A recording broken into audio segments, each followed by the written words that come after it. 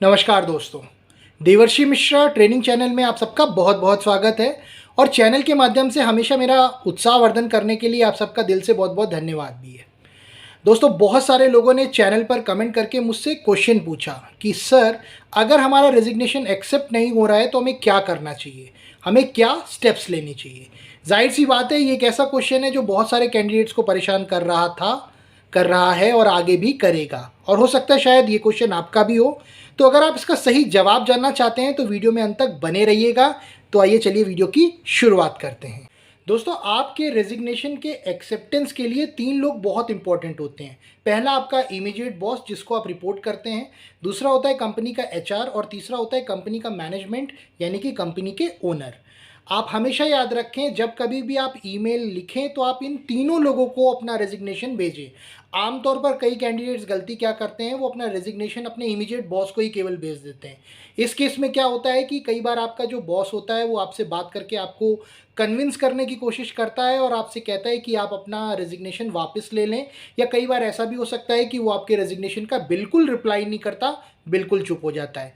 ऐसा ही कुछ हो सकता है जब आप अपना रेजिग्नेशन एचआर को भेजते हैं। तो कई बार ऐसा हो सकता है कि एचआर आपके इमीडिएट बॉस से डिस्कशन करके शायद चीज़ों को आगे ना बढ़ाए, शायद आपका जो ईमेल हो वो मैनेजमेंट को फॉरवर्ड ना करे। इससे आपका रेजिग्नेशन एक्सेप्टेंस का जो प्रोसेस होता है वो डिले होता है।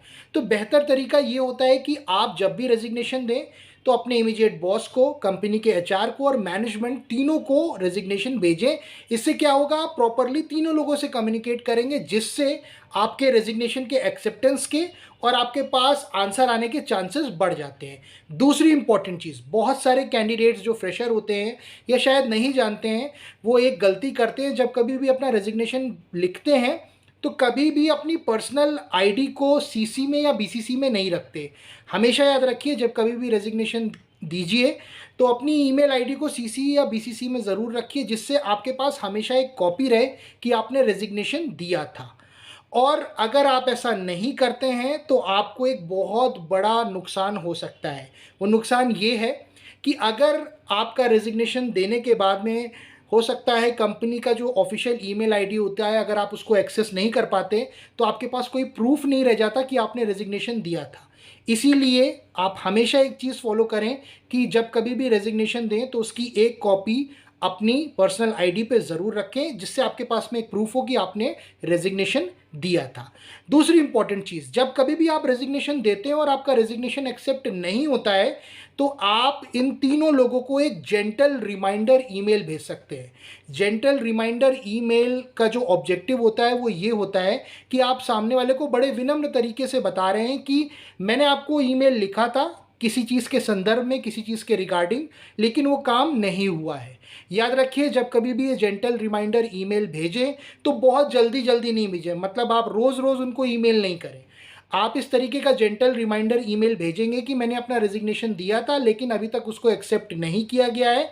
अगर आप इस तरीके से ईमेल करते हैं तो चांसेस बढ़ जाते हैं कि ये आपको रिवर्ट करेंगे और शायद आपका रेजिग्नेशन एक्सेप्ट भी हो जाए। कई बार ऐसा भी होता है कि आप 1 या 2 बार जेंटल रिमाइंडर ईमेल लिखते हैं और आपका रेजिग्नेशन एक्सेप्ट हो जाता है। कई बार एक बार में ही ऐसा हो जाता है।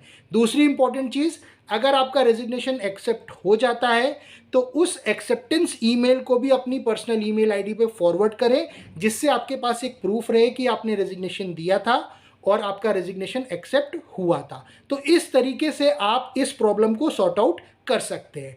आई होप इस वीडियो के थ्रू आपको एक क्लियर आइडिया मिल गया होगा कि अगर आपका रेजिग्नेशन एक्सेप्ट नहीं होता है तो आपको क्या स्टेप लेने हैं। वीडियो में अंत तक बने रहने के लिए बहुत बहुत धन्यवाद।